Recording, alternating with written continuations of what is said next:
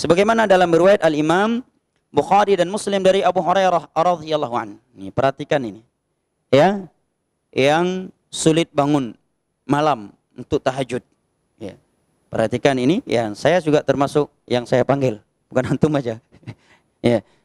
Kata Abu Hurairah bahwa Rasulullah sallallahu alaihi wasallam bersabda, "Yaqidu syaitan ala qafiyati ra'si ahadikum idza huwa nama thalatha 'uqad." Apabila kalian tidur di malam hari, maka syaitan yaqid, ya, mengikat ikatan, meniup buhulnya pada qafah, sesuatu yang di belakang, ya. Di belakang kepala kalian 3 uqad, 3 ikatan, 3 buhul dia letakkan. Di setiap buhulnya isinya adalah alaika lailun tawilun farqud, malam masih panjang. Lanjut kawan. Jadi kalau setiap bangun ada bisikan masih panjang, itu setan, jangan diikuti. Masa mau jadi korban setan? Ya, korban manusia aja nggak mau. Ya, dan itu kita rasakan. Kadang alarm udah bunyi, kita udah berdiri ngambil mana alarm, tap dimatiin, tidur lagi. 15 menit lagi lumayan kawan. Bunyi lagi, ini ambil lagi, tap. Baru azan, tunggu iqamat. Ya.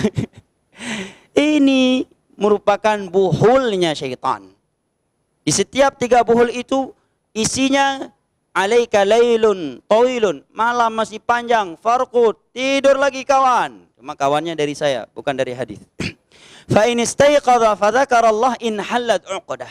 Kalau dia bangun kemudian berzikir, apa zikir bangun dari tidur? Pernah bangun tidur enggak? Di malam, apa zikirnya? Lupa. Akhi Yusuf, Allahumma jannibna syaitan. Itu buedah, itu menjelang tidur. Hah? Bang Rizaldi. Alhamdulillahilladzi ahyana ba'dama amatana. Bukan Allahumma jannibna syaitan. Syaitan baru sakit. Itu menjelang tidur, akhi Yusuf. Barakallahu fiik, ya. Kalau dia berzikir maka 1 ikatan lepas. Sisa berapa lagi? 2 lagi. Fa in tawadda in halat 'uqdah. Kemudian kalau dia pergi berwudu, lepas ikatan yang kedua. Makanya pas bangun awal itu paling berat, ya kan? Begitu kita sudah mengucapkan alhamdulilladzi ahyana ba'da ma amatana, masih berat tapi sudah berkurang rasa beratnya, ya kan? Karena memang 1 ikatan sudah lepas. Begitu kita masuk kamar mandi, berwudu, mau masuk kamar mandi berat kali.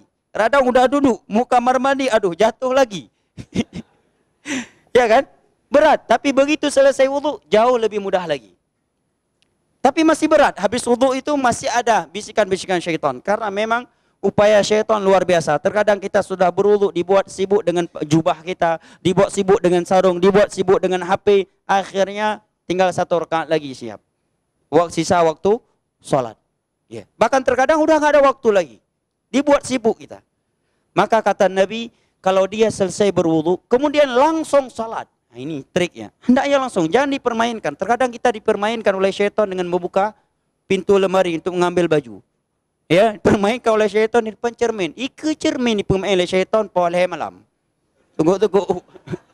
Kayak orang kena jak banu Johor mati.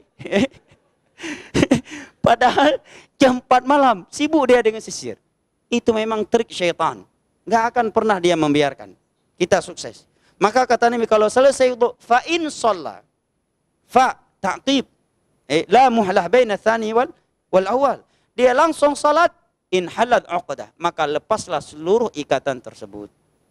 Makanya setelah selesai salat kita segar kan? Ya, badan ringan.